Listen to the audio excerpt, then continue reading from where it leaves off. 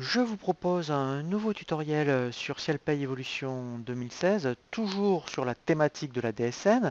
Donc nous avons vu comment faire les DSN de signalement de fin de contrat. Nous allons voir maintenant comment faire les signalements de DSN pour les arrêts de travail, pour terminer ensuite effectivement sur un tutoriel pour la DSN mensuelle. Sur le même principe de la DSN fin de contrat, nous allons nous laisser donc guider par l'assistant pour tout ce qui est arrêt de travail. Et lorsque nous allons faire donc l'arrêt de travail, nous allons faire également donc un signalement DSN. Donc je vais cliquer dans un premier temps voilà, sur le bouton salarié.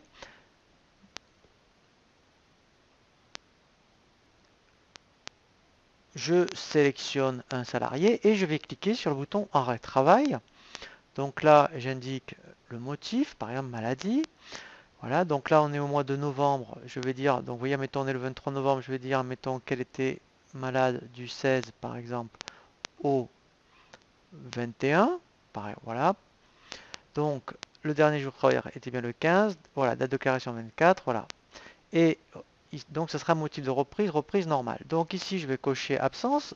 De suite, il va donc me déclencher la rubrique d'absence maladie.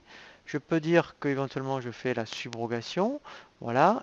Voilà. Et ensuite, hein, donc là, je vous invite vraiment à consulter le tutoriel, hein, vraiment sur tout ce qui est absence maladie et indemnité journalière. Là, l'objectif, c'est surtout de vous montrer comment faire une DSN, un signalement DSN par rapport à un arrêt de travail. Donc là, vous voyez, il faut surtout pas oublier de cliquer sur le bouton signaler. Voilà. Voilà. Et là, vous voyez, voilà. Donc là, il va bien me faire, vous voyez, toutes ces étapes. Donc là, il est en train d'exporter la DSN. Voilà, donc sur le même principe que la DSN fin de contrat, vous voyez, donc là, elle est en gras, ça veut dire en fait qu'elle n'a pas été encore générée, mais elle est bien ici, donc je dirais dans la bonne arborescence sur tout ce qui est signalement arrêt de travail. Donc en fait, je vais double-cliquer, vous voyez, donc sur la déclaration. Voilà. Donc après, sur le même principe, vous voyez, je pourrais faire contrôler.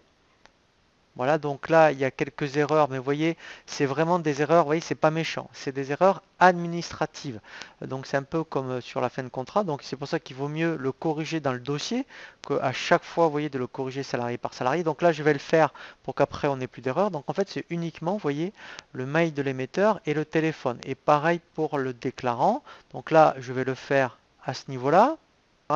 Donc c'est ici, vous voyez qu'il faut absolument que j'indique donc le téléphone.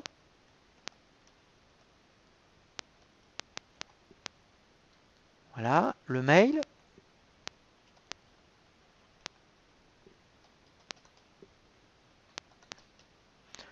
Voilà, donc là maintenant, je peux faire enregistrer.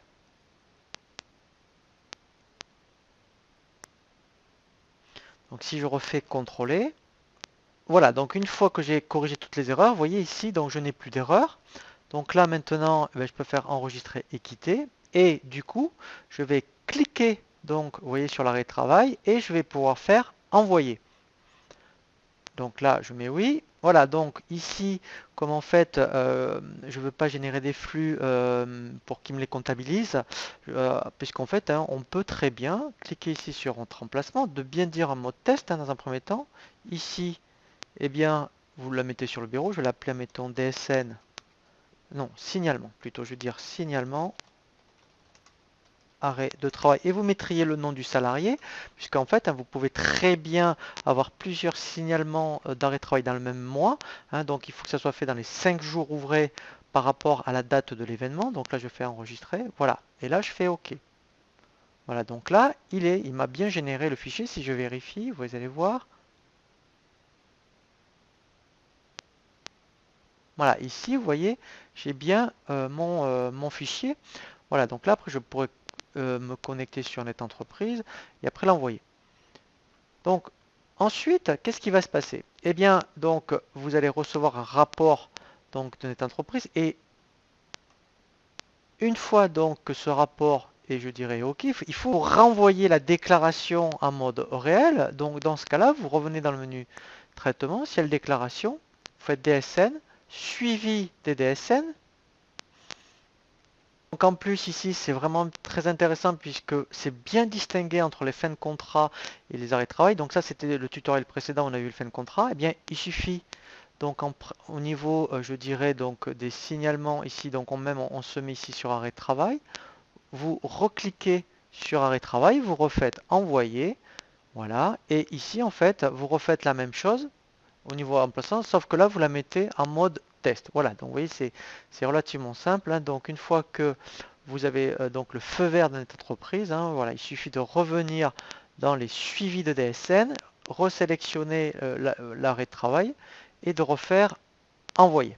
Voilà, donc là ce qui est intéressant c'est que nous avons vu comment faire les DSN arrêt de travail, DSN fin de contrat, et nous allons voir maintenant comment faire l'envoi d'une DSN mensuelle.